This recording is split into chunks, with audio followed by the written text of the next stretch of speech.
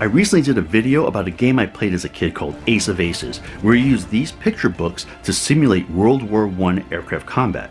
As I enjoyed that game, I remember thinking that it would be great if they did something similar with hand-to-hand fantasy combat. Well, a few years later, Nova Games came out with the Lost World games that did exactly that, and it was brought to you by Generation X. Rubik's Cube. Most of the coolest stuff there is came out of our generation. The following was brought to you by Generation X. Hello and welcome to GenXGrownUp. My name is Mo and I am a GenXGrownUp.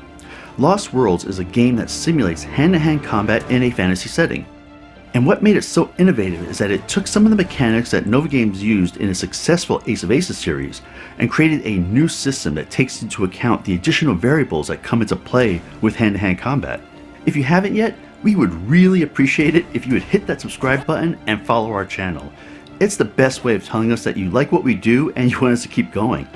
And I also have some really exciting news that we'll share at the end of this video.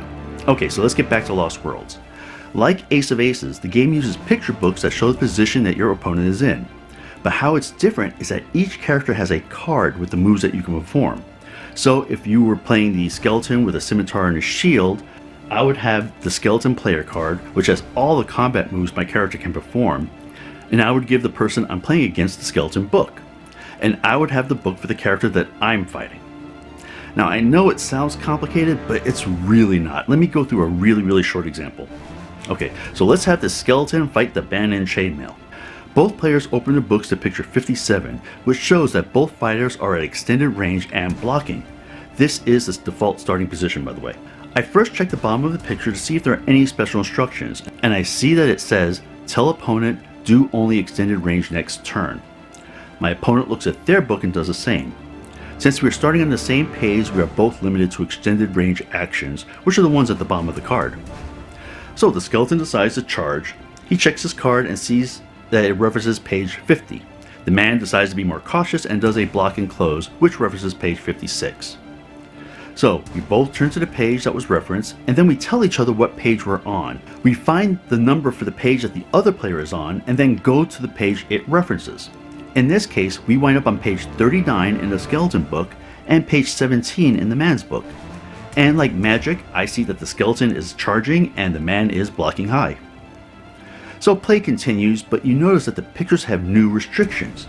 The skeleton cannot do any yellow actions, and the man cannot do any blue actions. This is to simulate limitations on what you can do based on your previous action. So to quickly carry this out to the next turn, the man decides to do a strong side swing and the skeleton tries for a low side swing. After looking up the results, we see that the skeleton hit the man and the man hit the skeleton. The score in the corner tells you how much damage they did, and there are modifiers based on the action that can add or subtract to that damage. Gameplay continues, and the first one to bring their opponent to 0 is the winner. Nova Games came out with a number of different characters you can play against each other, and the beauty of the system is that any character can fight any other character, and they even have rules for fighting multiple opponents. Also, each character is unique with different strengths and weaknesses that make playing each one a different experience. The original game came out in 1983, and Nova came out with several different characters that you could play.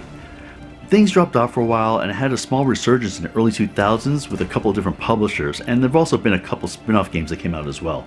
Now for me, this game filled in a really special niche, which was I need something quick to play while I wait for the rest of the group to show up for D&D or whatever we were playing at the time. The games were quick, challenging, and most of all they were just fun, and with all the different characters you could play, it never got dull and it was always in my backpack. Because you never knew when you would have the urge to have your mountain troll fight a dwarf with a two-handed axe. And it was brought to you by Generation X. Oh, and that special news is that I have the privilege of doing an interview with the creator of Ace of Aces and Lost Worlds, Mr. Alfred Leonardi, and I'll be publishing that video shortly. It was a special treat for me, and I hope you guys enjoyed it as well. Alright, take care. Hey, you made it to the end. If you liked this video, the best way to say thanks is to watch one more. Here are a couple suggestions that you just might enjoy. And if you love our content, maybe consider becoming a Patreon supporter by following the link on screen. Unacceptable for grown-ups.